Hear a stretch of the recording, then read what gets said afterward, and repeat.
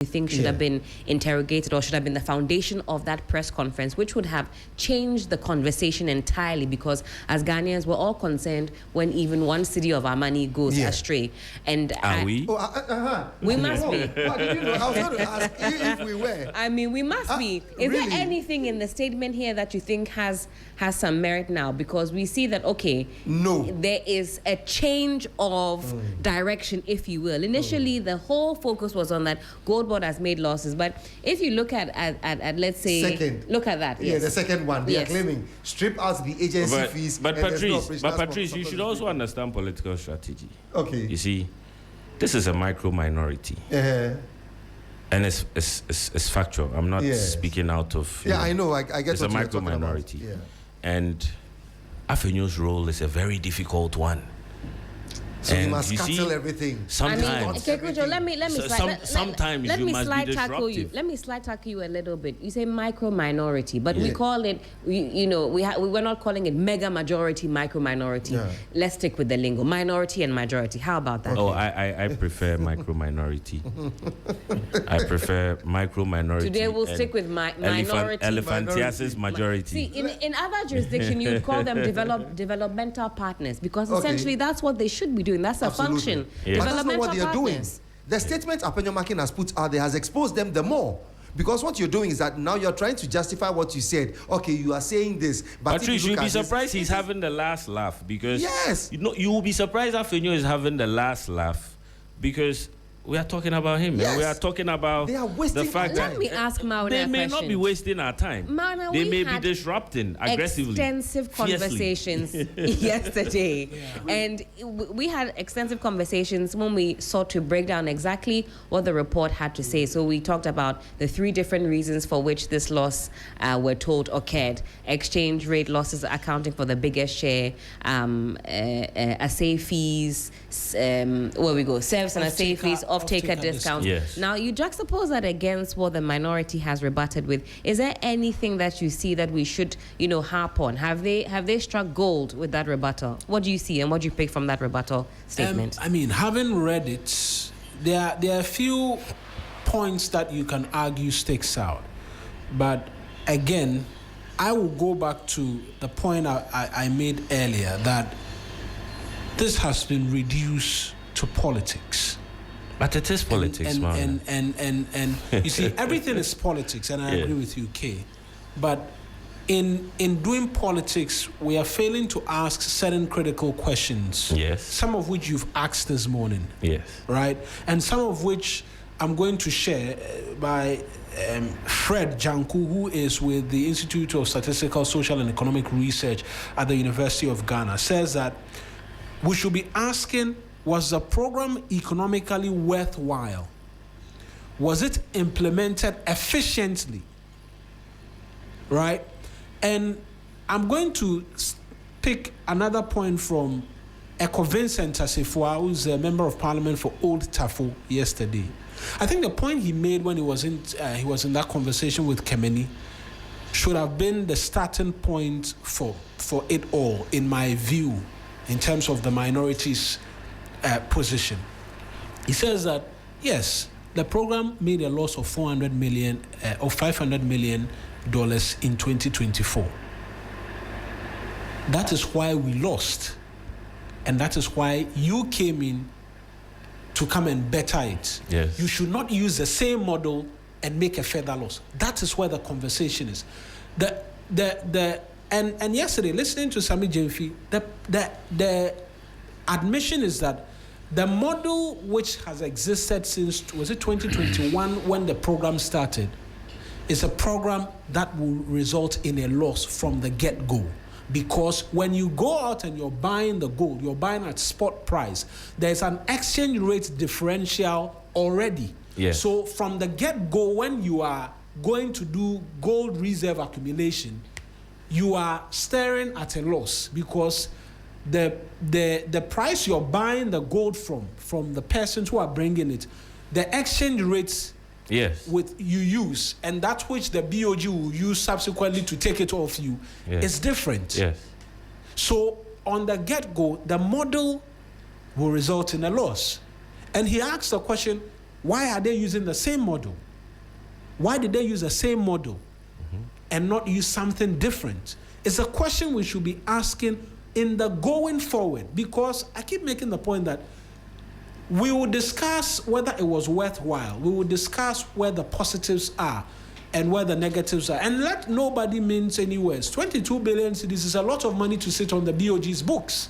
Absolutely. Let nobody kid around and say that, oh, it's a loss. Let's look at it. Yes, we will look at the trade-offs, because there were trade-offs. Lending rates have reduced. Inflation reached all-time lows. Exchange rates, debt was some part of our debt build-up.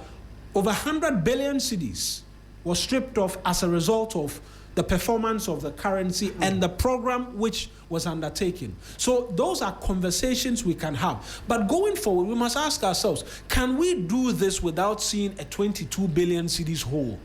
Because the model as we've had it from the get-go will result in a problem. How do we make sure that going forward we can still do this magic and bring in that amount of forex and not see 22 billion cedis as a loss? Now, Mona, you mentioned the old TAFO MP. Let's take a quick listen to what he had to say with that interaction with Kemini. Listen up. Are we still at the point where we will not distinguish the domestic gold purchase program from the operations of Gold Board? Because again, it brings to the fore, at the time the NPP was in office, it had the Gold for Reserve program or the scheme. My dear, don't be a problem for this country. Oh, how is that? Don't be a problem for this country. You didn't let me finish my point. You're assuming I'll be a problem. But this comparison should stop. Okay. The IMF has done a fifth review, has done a sixth review. Okay? In fact, even in the sixth review, what the IMF is saying with respect to smuggling from 2019 to 2023, when the IMF, based on information that is available to them, was not able to tell us the amount of smuggling that has been done in 2025, with that comparison that they did with the UAE, that has not been enshrined yet. Why are you not interested in finding out the exact amount of money that this country have lost as far as smuggling is concerned in 2025? Why are you not interested with the Gold Board giving you the information as to how much of exportation has been made as far as the state is concerned, so that you can do proper comparison with the other countries that they did? With respect to what they gave to the IMF, for the IMF to compare from 2019 to 2023 or 2024. Why are you doing that comparison? There has been an established fact. I understand the questions you're raising, but the comparisons are important because this is a continuum. We want to understand what happened before and whether or not, as we are being told, this is a smear campaign. If there are germane questions, because this may not have happened before, those questions will be answered. Now, my question, you didn't wait to hear my question. He himself has admitted, finally, that indeed there has been a loss of $1.7 billion. Finally. Why are you not interested in we finding out the opportunity costs of that $1.7 billion? We're going to do that after this break. But I was hoping you'd compare with 2024, just before they came into office, when we are also told that about the $400 million loss, yes. Whether or not... You want to compare $400 million loss with $1.7 billion? Is that what you're trying to say? Attention. That, at least for once, the CEO of Gold Board has agreed that there has been a loss that has been occasioned by the trading of our gold in this country. For once, the Bank of Ghana has also agreed as far as the economy committee is concerned, because when they came to the economy committee, I was one of the people who actually asked the Bank of Ghana governor that has there been any losses or whatsoever, which they confirmed that indeed there has been losses, except to add that they claim, that the governor claimed, that these are transactional losses. I am also saying, and I am also submitting to you, vociferously and forcefully, that reading this document tells me that something is wrong. And that is why the minority is coming by way of a motion, as per Article 204, Article 214, 212, 202 of the 1992 Constitution, for there to be a probe as to how our gold for reserve has been managed, as to how these losses were occasioned, for us to even be sure whether indeed the $1.7 billion is less or more.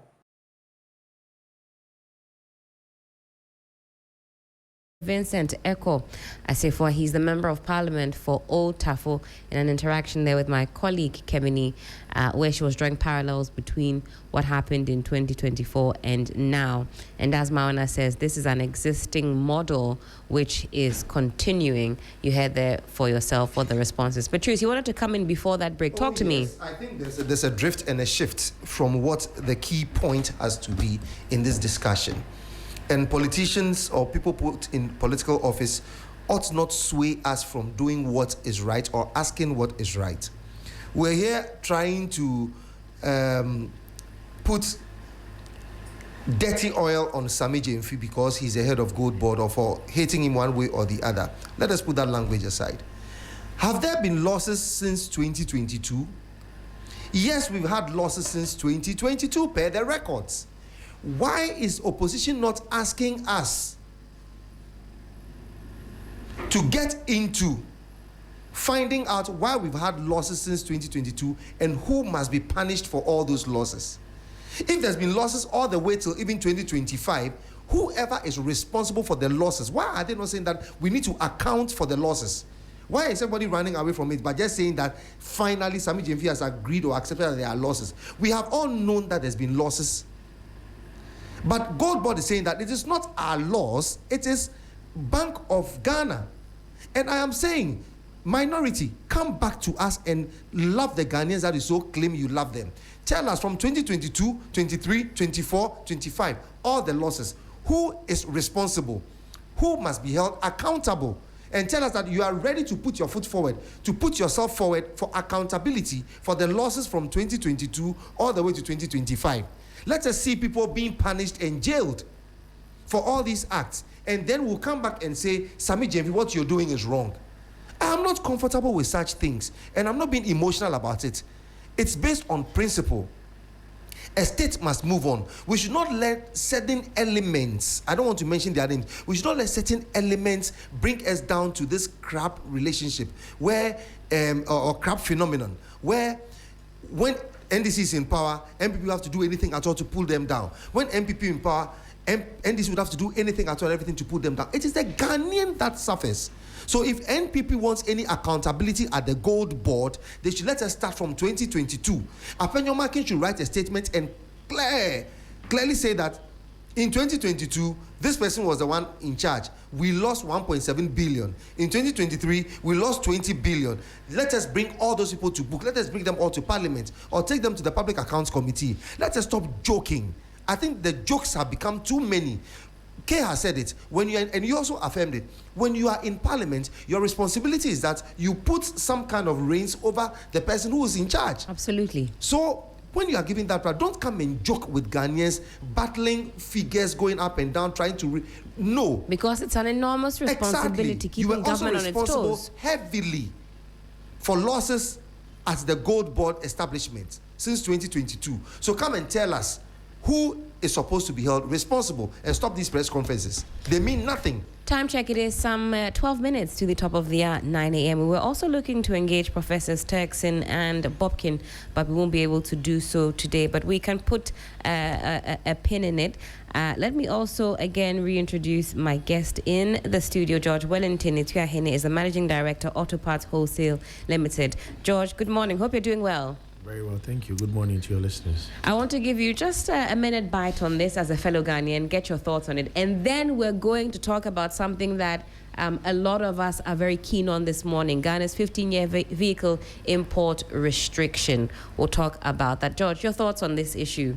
Your money is lost. Your 22 billion cedis is lost. How do you feel about that? Coming from the guys who seized the pensioners' money.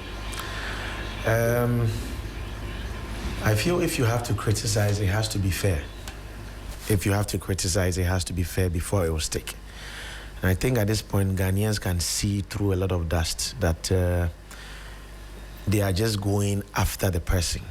And the Gold Board as an institution, obviously, it won't be only negatives. They've had some positive sides. So if you want to criticize, why don't you offer solutions? And then you've been there before. You guys were at the helm of affairs. And so you've experienced what the situation was. So what can you do to make it better? You just don't criticize the person and make it look like he's the worst person alive. Meanwhile, you guys were there. If you could do it, why didn't you do it? You understand? So, and I think with Afenyo in particular, I think he likes the fact that the thing is always about himself. And that's what the traction he's getting now. Everybody is talking about him, and then it becomes a banter between Afenyo and Sami Jemfi, and then he stays relevant. I think it will be better going forward with the NPP if they speak to the issues and not attack people's personality, because I think we are better than that as a country. That's what Do you not believe that because of the numbers that we see now in the minority, he has an enormous task of letting their voice be heard? So some of that boisterousness we see is in a bid to, stamp some kind of authority. It wasn't an easy defeat that was suffered in 2024. And when you're down to such numbers, maybe the flip side is that you have to have a bit more bravado than average. When Baumia was running to become the vice president with Nana Akufo-Addo, every point when he would criticize, he would offer you an alternative solution, and Ghanaians could see through it. You criticize. What is it you think they can do better? Let us know. And as a country, if Gold Board loses, the whole Ghana loses. You understand? So if there's something you can do, are you sitting down for the country as a whole to collapse and not tell us what to do only because you are not at the helm of affairs? I don't think they have anything to offer now. If you are criticizing, it has to be a very good criticism, and it has to be fair to be able to stick. If not, even when you have something proper to criticize about, people won't believe you. So the boy who cried wolf syndrome, you've made so many allegations. When it's actually time for us to sit up and pay attention, we'll have fatigue because we've experienced maybe 65,000 press conferences. You talk too much. George, thank you for that perspective. All right, let's talk about something else now. And we're talking about a change that's going to be happening from October 1, 2026. Ghana will prohibit the importation of used vehicles that are more than 15 years old, as well as certain unsafe and damaged vehicles. The categories include flood-submerged vehicles, fire-damaged vehicles, vehicles with cracked, bent, or twisted chassis, safety cages, vehicles assembled from spare parts, vehicles without speedometers displaying kilometers per hour, and vehicles over 15 years old. But more importantly, the Ghana Standards Authority says it's not a blanket ban on used cars. It's an enforcement of existing vehicle standards, with a major change being that compliance will have to be established before the vehicle is shipped to Ghana. Now, this policy, many of you say, sounds sensible on paper. Why should Ghana be the dumping ground for cars that are unsafe, flood damaged, or structurally compromised? Today, we want to delve a bit deeper and ask who ultimately pays for this. If importers now have to inspect vehicles abroad, obtain a certificate of conformity, their costs are likely to rise. The pool of cars available to Ghanaian buyers could also shrink. These costs can ultimately, or may ultimately, be passed on to consumers. And Ghana is a market where affordability matters enormously. A person who cannot afford a relatively new car isn't necessarily buying an old car because they want a dangerous car. They simply want to buy a car that they can afford. We had this discussion briefly a couple of days ago. Was it this week, gentlemen, where Kekujo, you were drawing the parallels? Is it unsafe simply because it is 15 years old? We have vehicles that are not even, that could be older, that perform better than newer cars. A 15-year-old, let's say maybe from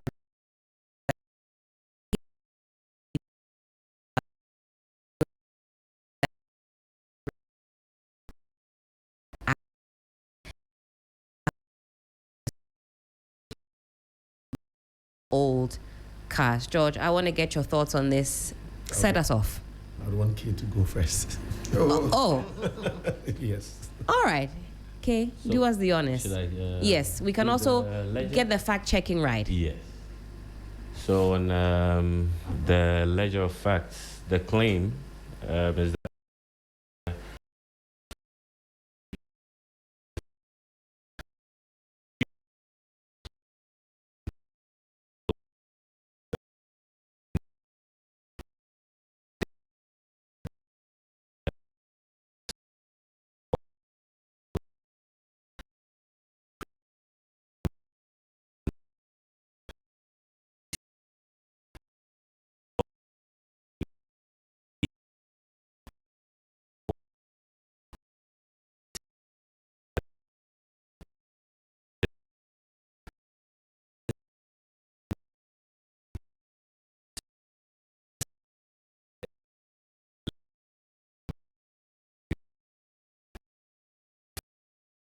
in the law's 10-year design with the current 15-year rule was identified in the reviewed sources during our fact check.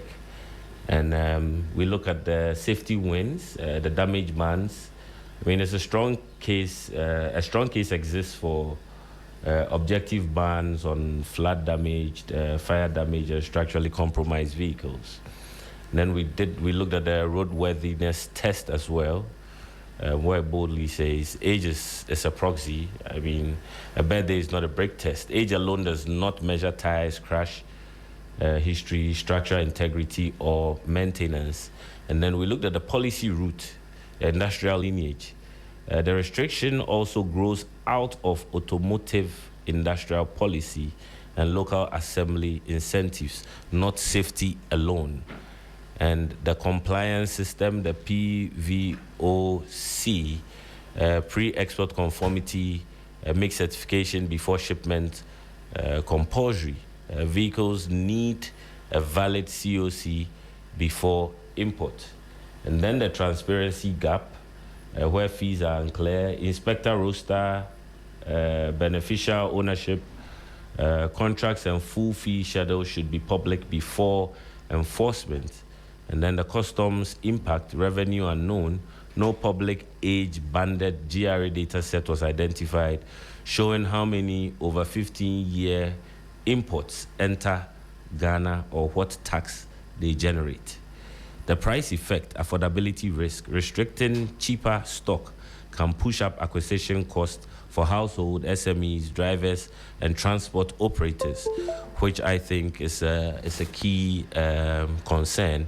And then the paradox here is older fleet may stay if buyers cannot afford replacements. Existing 20 to 30-year vehicles may stay on the road longer. Now, the job test, net, not gross. Assembly jobs matter, but so do dealers, mechanics, parts sellers, clearing agents, and transport workers. So as much as we want to implement this agenda as a country championed by GSA, there would be some assembly jobs created as a result of these changes, but there are others who would also be losing, work, like we've rightfully mentioned there. And there's also smart tech, VEDIS. An integrated VIN and history checks could help catch stolen, cloned, and unsafe vehicles if data safeguards are sound. I've always wondered why we wait and allow the car to get into Ghana. Then we have Interpol all over the place chasing after the cars. I mean, what checks do we have in place at the port? That should help us safeguard our operational integrity. Due process also, no COC, no entry. Without a fast appeal, retest, or re-export system, disputes could trigger severe losses, storage costs, and demurrage. And then the verdict is a split decision, which says keep the strongest safety reforms, publish the laws, fees and appeals. If unresolved, defer only the age-only exclusion. The hard conclusion here is that it's important we retain pre-export checks and objective damage prohibitions, but the 15-year cut-off must pass a legality, transparency, and readiness test before 1st October. Imani has actually commented on the issue. We authored an editorial yesterday in that regard, championed by Franklin Kujo. It's a growing concern. Yesterday, we were also in touch with VADUC. They are the association responsible for vehicle dealers, parts, spare parts, maintenance, and all that. We had a conversation with their President General, and he did share that the association has been in contact with GSA, so GSA deserves the credit. They did not just wake up to do this. They engaged VADUC, and during the engagement, some of these issues came up, and they are hoping that within the shortest possible time, it would make meaningful sense. Certainly. So that is it for my initial take on the subject matter. But I also think one thing we've not paid attention to, we are regulating danger and managing safety, but the safety and the danger concerns that has been propounded by Ghana Standards Authority even raises more serious questions. Like last week when you brought up the conversation, I think I shared the same opinion that if we're looking at the safety and integrity, the integrity of these vehicles and the safety of, passengers or drivers who use the vehicle, then we should be concerned about our transportation system as a country. That's right. Because if you look at our trotros and our taxis, a lot of them are not roadworthy. And it brings to mind the speculation, the many speculation. I haven't experienced it before, but I know people who tell me, hey, you can just, if you know a Goro boy somewhere in DVLA, your car doesn't even need to go there. You'll be checked in. Because have you ever wondered how those long space buses in Kaneshi, pass the roadworthiness test? These cars are... during the rainy season, we saw people soaked. That's right. In rain, in trotros. Some were actually even holding bowls and buckets, trying to collect water so they are not stained. In trotros, in moving trotros. And you're wondering, how did these vehicles pass our roadworthiness test? Aside that, there's a lot of advocacy on climate change, reducing our carbon footprints, carbon emissions, and so on and so forth. We have not taken that into consideration as well, that we do have existing vehicles on our roads that don't meet the test, even in terms of emissions, because, it is what it is. And I'm sure our listeners are witness to what I'm saying, because these are things we experience daily on a regular basis as Ghanaians. Absolutely. Now, speaking of our listeners, let me plug our WhatsApp number so that you too can be a part of the conversation. We want it to be very interactive this morning. Share your thoughts with us. 053 22 00 927. That's our WhatsApp number. So simply shoot us a message and we'll read it out. Do add your name and where you're writing to us from. 053 22 00 927. And Kekujo, I also spotted the news item from Imani Africa. Take a look if you're watching on Facebook of how passengers had to collect rainwater just to prevent themselves from taking on their way to work or wherever it is they were commuting to. You've got pans, buckets, in fact, plastic chairs being used to collect rainwater. Lest you end up like the gentleman you're seeing here, soaked. After taking your bath, you take a second one in the car. But these are vehicles that are very much on the road and are functioning. George, over to you. There's a lot that's going on. And I feel the Ghanaian consumer is one who's always suffering. If you would want to blanket ban, you have to support it with data that these cars that are in our system that are within this particular age range there's a lot of emissions, this and this and this and that. I'll tell you that even brand new cars that come into this country, emission-wise, are bad than 15-year-old cars that are being imported into the country. Because what is our emission standard in the country? We don't have any. Mm-hmm. Because the Land Cruisers that are imported into this country, which are diesel-propelled Land Cruisers, that throw a lot of emissions in the country, the ones that directly come into this country do not have diesel particulate filters. And diesel particulate filters are supposed to be in there to be able to hold the diesel, to be able to hold the emissions. And when you're on the highway, the car sees that you are doing about maybe 80 to about 100 mph, and then it opens it up freeway, and then it just pours inside the bush and then doesn't pollute where people live. But the cars that come in here don't have these systems. So if they are talking about even emissions, are you telling me that a 2020 car without a DPF and a 2010 car with a DPF, the 2020 car without a DPF is better emission-wise than the 2010 car? No. So they don't have any facts. It's just a blanket ban to be able to position the market in such a way that it will be attractive for some people. But let's not Ghanaians be fooled, because these cars that are coming into the country that are so cheap that people feel they can afford to buy, it can also be a new market entry strategy, where you lower your prices, people accept it, and then now it's expensive, or you raise the price. It happens all the time. Now, there's a lot that we have to look at. A car like a common car in the Ghanaian market, a 2010 Toyota Corolla. Yeah.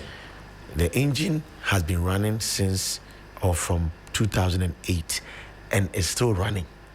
So are you telling me that if somebody bought his Corolla in 2010, and in Ghana the distances are not a lot, especially if the person lives in Accra where there's a lot of our cars. Right. Some people can drive for 10 years and don't put even 50,000 miles on their car. Are you telling me that this person who has the 2010 Corolla, who has put just about 50,000 or 70,000 kilometers on the car, and someone who has a 2022 Corolla, who has put 100,000 miles on the car, because his body is new, his car is better than mine? In fact, Imani succinctly captures it in that write-up. It says, the central question is simple. If a 16-year-old vehicle is roadworthy, properly maintained, and emissions compliant, why should it be rejected while a younger but poorly maintained vehicle may still qualify? That's the issue. And these parts, emission system parts, they are parts that you can change over time. It doesn't matter how old the car is. Even if the car is 20 years and your catalytic converter is not in good shape, you can change it, you can replace it. So enforcement and roadworthiness is the issue here. It's not about how new the car is, if the car is not being it's not being maintained very well. You understand? And as of the time that law was being proposed, which was, I think, about 2010, I'm not too sure, I stand to be corrected. They're looking back at cars from the 90s. Where was technology then? And look at technology now. In the 90s, was there low ash engine oils? No. Now there's low ash engine oils. When you go out there, Total, Shell, ourselves, everybody sells these products. The question is, are the consumers getting value for what they are being sold? A clear example is people being baited and being switched on. Bait and switch. Trotro engine oil. What is Trotro engine oil? What is taxi engine oil? That is you misleading a taxi driver. Example is, I have a Toyota Corolla. It's supposed to run on a good synthetic 0W20 engine oil. I decide that, okay, I have another car, so I want to use it for an Uber or a Trotro or a taxi. And then you hear a huge multinational company advertising that they've done some engine oil and it is good for your Trotro, whatever it is. Only for you to start buying this engine oil into your car. And after about a year or two, it starts to smoke. Because when you look at the product that is being offered to the car, it is not by specification. and you look at the spec and you see that the engine oil that is being sold to the car is obsolete. API SF engine oils are supposed to be pre-1988 engine oils, and you see it being advertised. What is the GSA doing about these things? Because what you advertise is not what you are selling to the person. You are misleading the person. So this blanket ban must truly be investigated. We have to look into it. Another issue is, look at all these cars that are coming in the supply chain. Used car parts, repairs. How long does it take for a brand new car to break down for that mechanic or repairer to be able to get a job? You understand? And in Ghana, is only where you hear a car dealership telling a car buyer that if you service the car anywhere apart from where you bought it, you don't have warranty. In America, there's a law called the Magnuson-Moss Warranty Act law. You are free not to give warranty. So you tell the customer or the consumer, you are buying this product, no warranty. But if you decide to give the consumer warranty, you shall not dare tell the consumer that if you don't buy product A, B, or C from me, you won't have warranty. Example is, if I'm a car dealer, let me just use an example, maybe Toyota Ghana or CFA or whatever. You go to buy a car from them, and they are probably buying engine oils from Total to service your car. But of course, they are in a profit-making business, so they will mark up. So you go to buy the product in my owner's manual to service the car there and charge me a certain amount of money. But when I go to the supplier, which is maybe Total or Shell or myself, which brings the price down for me, you say, no, you didn't buy that Total from me to put it in your car. You bought it yourself and put it in your car. So I'm going to deny you warranty. How is this fair? So all of these things are supposed to be looked into to protect the Ghanaian consumer. It's as if every time the state is going after its own people, you raise the issue of stolen vehicles and all that. Yeah. My mom lives in Asante Bekwai. If she wants to buy a car on the open market, and that car, customs is supposed to be preventive tool to prevent the Ghanaian citizen from being scammed or bad products from being exposed onto the Ghanaian market. And so if customs with all its apparatus and its resources is not able to identify a stolen car, how would my mom in Asante Bekwai be able to tell a car is stolen when they go onto the Ghanaian market to go and buy? Then you come and seize the car. After seizing the car, duty was probably paid on the car because the person was going to enjoy the benefits of the product. Was part of the loot. You understand? To enjoy the product. After you seize the car and you've returned the car to whoever the car was stolen from, which is fair game, the car was stolen, so it has to go back. What about the tax that they paid on the car? That one too, then you keep it. It's gone. Then you come and sit on radio and then you say that when you are buying a car, go to Carfax and check. Carfax is geo-locked. You can't open Carfax online in Ghana. Even when you have used a VPN to be able to bypass it. Right. They don't accept Ghanaian cards. So the Ghanaian consumer is always being treated so bad. Roadworthiness. When did you ever hear that there has been a police press conference doing a post-accident investigation that there was a major accident on the highway, 30 people died, and this is the post-accident investigation, and we found out that the brakes were not well maintained? Every time he was overspeeding. Are cars not meant to be used and speeding? Speed alone doesn't cause accident. What is our roadworthy money for? Is it so that you always just take the money and you don't even maintain the road? Even where you are going to pay the roadworthy at DVLA, the road is not good. And that in of itself is another huge component of this conversation. In fact, we had that conversation, gentlemen, talking about... We did.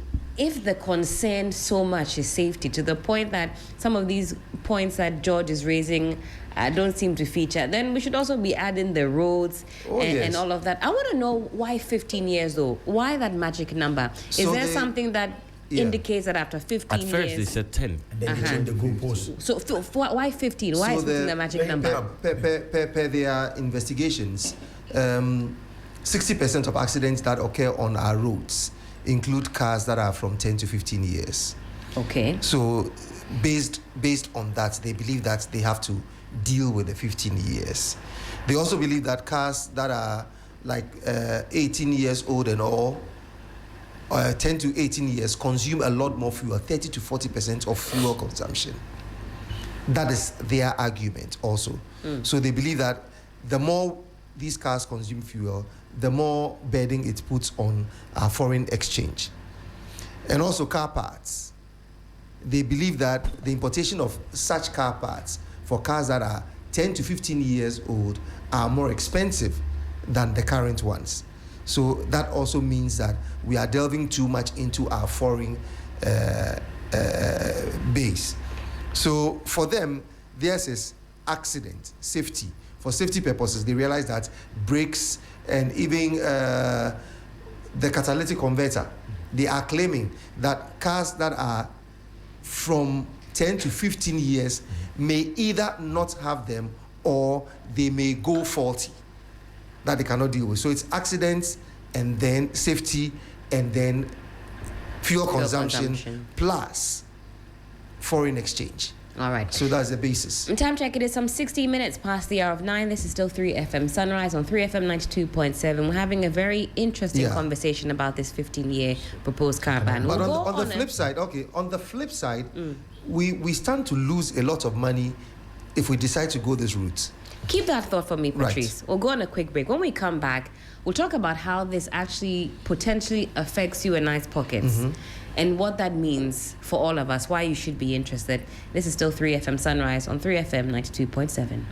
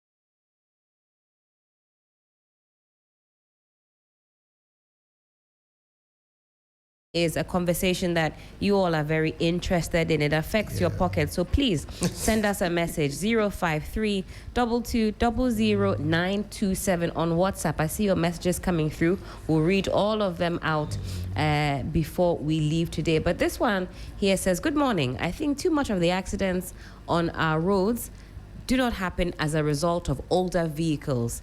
It goes beyond that. Our roads are bad. There is too much speeding. Drivers take drugs. That's a very big issue also that we need to talk about. Drugs. Yeah, that data they shared. And it does it have legs? No, too much drugs. It's true. No? No, she's asking about that data. Is it if it's authentic? That drivers take too much drugs? No, are you talking about the drugs? The drugs, yes. This message here says that the accidents are caused by speeding, also drug intake of drivers. Yes, and alcoholism. Alcohol is a drug. Okay. And it says stakeholders should wake up and find a lasting solution to the problem. It's Juliet. Juliet, how are you? Juliet from Inside Castle. I know you're all listening. Big up yourselves. Okay, so adding to that conversation, and I think, George, what you said is that do we go beyond this issue of old cars and speeding to really interrogate why we see so many road crashes, these days? So every component or every part on a car can be replaced. So you can't say that because a car is 20 years old, it's no good. That is why the parts are to be replaced. I'll come back to your issue. I wanted to address that issue of they claiming that the older the car gets, the more fuel it consumes. It's not true. Really? Yes, fuel economy is such that the parameters are set inside the vehicle for you to meet it. Servicing the car or using the right lubricants to service the car, because anything that holds the car back impedes the movement of the car. So if you are supposed to run on a 0W20 engine oil and you are doing a 5W40, certainly there's more friction inside the car. So it holds the car back a little bit. So if you have to get to Tema, all other things being equal, if the roads were not bad, and you have to get to Tema in maybe 20 minutes, but it takes you 25 minutes because your car is not moving as fast as it's supposed to. The 5 extra minutes, you are burning fuel. And who is doing those things? Someone is at the filling station misleading the buyer with buy the throttle engine oil and then buy the taxi engine oil. The second point you raised was they talked about a catalytic converter that some of the cars don't have. The catalytic converter. From about 1995, there has been 2-way, 3-way catalytic converters. Technology has advanced. If you are talking about 15 years from now, that's about 2010. There's diesel particulate filters. There's gasoline particulate filters. And I explained earlier, it's like a human being. You don't go about pulling about. So the car is built now more or less like a human being. You store it. When you feel it is full, you dump it at where it's supposed to be dumped. So technology has advanced. As of that time that these LIs were there, we didn't have all these things. It was a good law then. It can be reviewed. Catalytic converter. Is the whole body of a car a catalytic converter? No. So it's just one exhaust component area that can be replaced. So to the issue of roadworthiness, roadworthiness is not supposed to, the DVLA is not supposed to probably even, if they are talking about emissions, they're not supposed to sit for a year to say your roadworthy sticker says is expired. You can take roadworthy to the streets where you see some car broken down and you won't tow it. You would see a car smoking cha-cha-cha-cha-cha-cha, and you are allowing that car to go. And you are waiting that he should smoke us till the next year when he comes there. So there is a lot that we can do. And let me tell you, let me bring something in. Right. With this standard board issues and all that, they are complicit in so many things. Last year, they called us into a meeting. They have data, whatever data, they have that data. The data was, they collated the data and they invited battery importers which I went to the meeting. And they said they were going to clamp down on batteries that are coming into the system, which they know doesn't meet the quality. Why do you even have to call me into a meeting to tell me that? I pay you for testing. Yeah. So what certificate do you give me? Knowing that the product is not good, why do you allow it onto the market? And you are letting rich multinationals scam your own people. Because whoever you are sitting at the standard board, you have a brother, sister, uncle who buys from the open market. That's right. So why do you let these rich people milk the ordinary Ghanaian citizen? And it's not like they don't have the data. They have the data. They are selling products without websites, nothing. There was an issue, I told you about this issue, where a customer of mine bought fuel, which I mentioned the fuel station's name. Brand, okay. So he buys the fuel, and the car breaks down after about 10 minutes of driving. So he calls us. We went there. We said he should report. NPA came in. They took the sample. They gave us a bottle of the sample, and then they called us into a meeting after 2 weeks or less, I guess. So we went. When we got there, they were already done with the test. So the guy started reading from the test that based on the test they did, it is not the fuel that the customer bought that damaged his engine. So I asked him that, can we have a copy of the document you are reading from, because it's purporting to be the results from the test, and the fuel is for us. We bought it. You probably didn't even have to ask for it. Should have been given. Should have given it to us. The guy told us that we can't have a copy of the test he had conducted on our own car. Why? And that is for internal deliberation only. Then I asked him that what was the methodology of the test? What were we looking to achieve from the test that we're doing? And which lab? We should all be privy to that. You understand? Right. But the question is, you have an industry player, an industry supervisor, who is also in the field. You have Goyle selling fuel. Yeah. How can MPA regulate them? Because if something happened, I'm not saying they've done anything. It's not even Goyle I'm talking about. Right. So no liability issues here. So I'm not even talking. I'm just citing an example that in case, as a Ghanaian citizen, I'm going to even buy something from Goyle and it didn't go well. Do you think that NP, like how Standard Board is able to name and shame some electrical cable sellers that these ones are no good, we shouldn't buy? Do you think NPA can do the same? So I'll leave it. I've got a question here directed at yourself, George. This one is from Benjamin in East Legon. He wants to know, how easy is it for badly damaged vehicles to be repaired overseas and made to look perfectly fine before it reaches Ghana? So the honest thing is that most of the cars that they buy from the auction, when it is structurally damaged, by law, you can't repair it in there. So it is not possible for you to be able to repair. They crash it. It's there. They will not allow you to do so. When you buy it, you are shipping it out of the country. You understand? And the cars have VIN numbers. So if the car gets, you even bought it and said you are a dismantler, so you come to dismantle it as parts, because probably dismantling it there is going to cost you more. And Ghana is a very price-sensitive market. It's going to let the price of the product eventually go up. So you're even buying it to come and dismantle it. And you don't do it. Customs have the VIN number of a car which was structurally damaged. And so it's supposed to be blocked in the registration system that this vehicle, structurally when it came in, it was damaged. He says he's going to use it as spare parts, so it cannot be what? Registered. So there is more we can do than just this blanket ban that is going to take away business from people. We can't create jobs, but we are always disrupting the job market. How many jobs have they been able to create?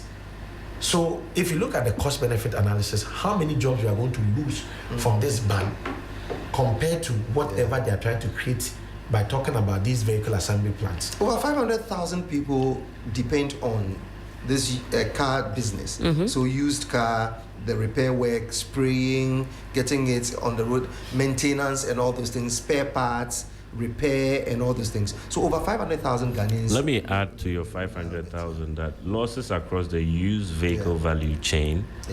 Ghana's passenger vehicle import market alone was worth about $758.2 million in 2024. Yes. A dressed monkey is still a monkey. Why I say this is that we like the vehicle assembly plants. But even now, Germany is losing to the Chinese. Yeah.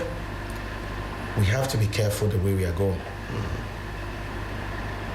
If you dismantle a car and bring it here and come and put it together and get so much incentives, tax incentives from the government.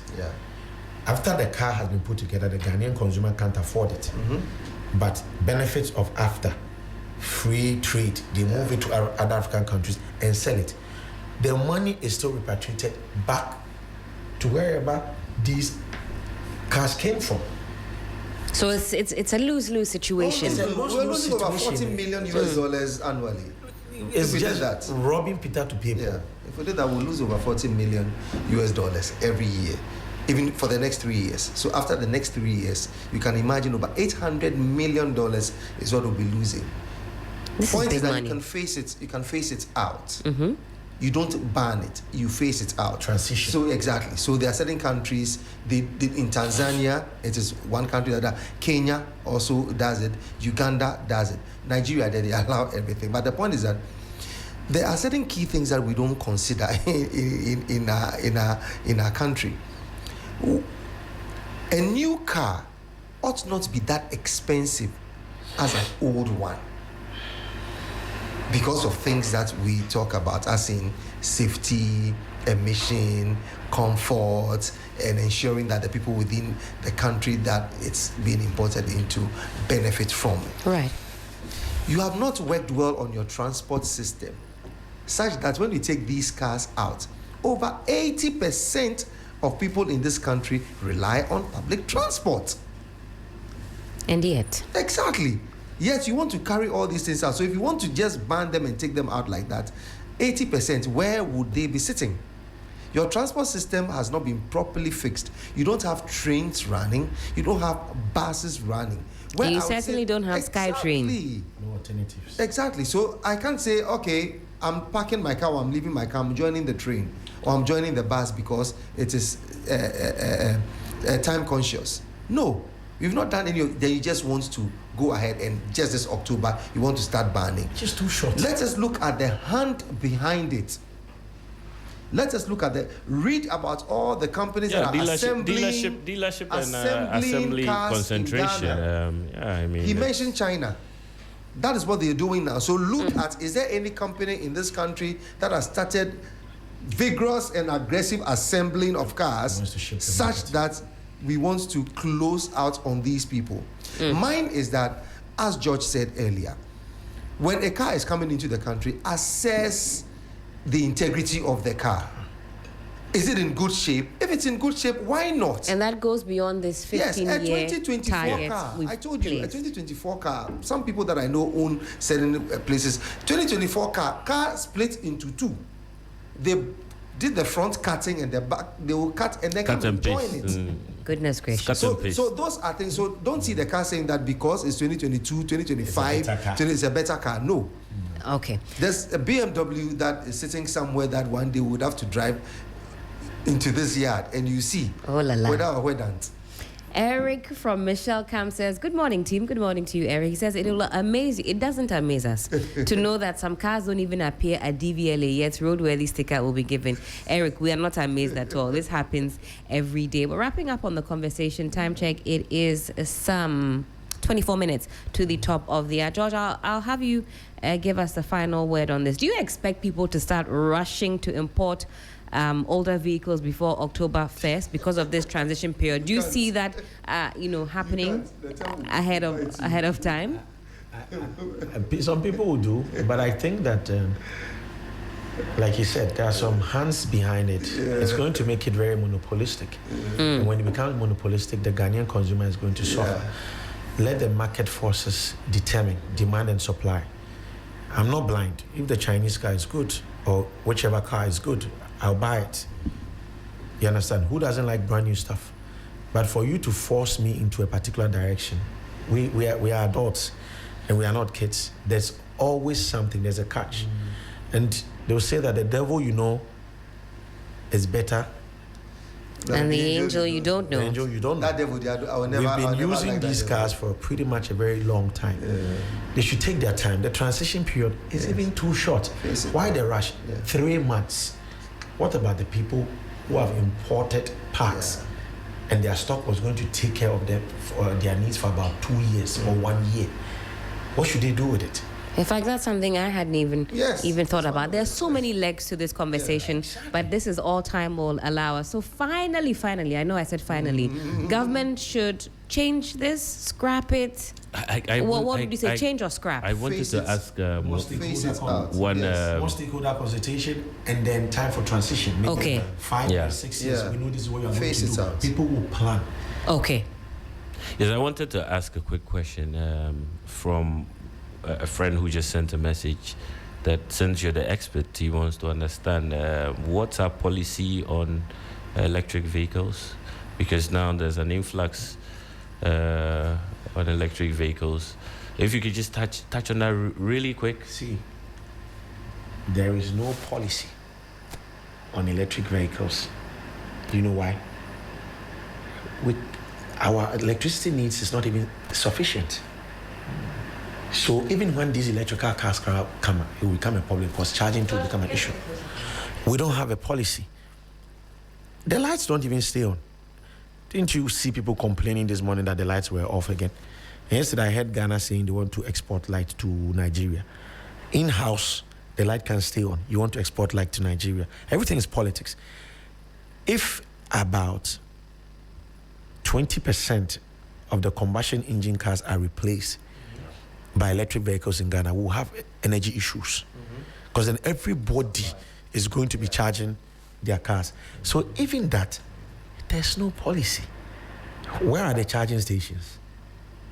Very few. You will see places where the government will be able to make inroads with private individuals. We have this space, road reservation. Come in, let's develop it. Let's have charging stations. Let's create jobs for the people. It's like there's no plan. Tugum. All right, George, thank you so much for your time this morning. George Wellington Etiahene is the Managing Director, Auto Parts Wholesale Limited. Let's see what happens. October 1 is right around the corner. But on behalf of Imani, I just want to be emphatically clear that as far as we are concerned, it's a blanket ban. It does not make any sense to ban 15-year-old vehicles in the name of regulation. We want them to show us the ally that allows them to even transition from the 10-year, which is even conditional. Even that is conditional. We want to understand where's the ally, where's the legislative instrument that allows the ban. Aside that, we want to be emphatically clear that it is not in the interest of Ghana, because the losses it brings will affect our economy largely. Because if it affects the ordinary person or the businessman, or it affects all of us.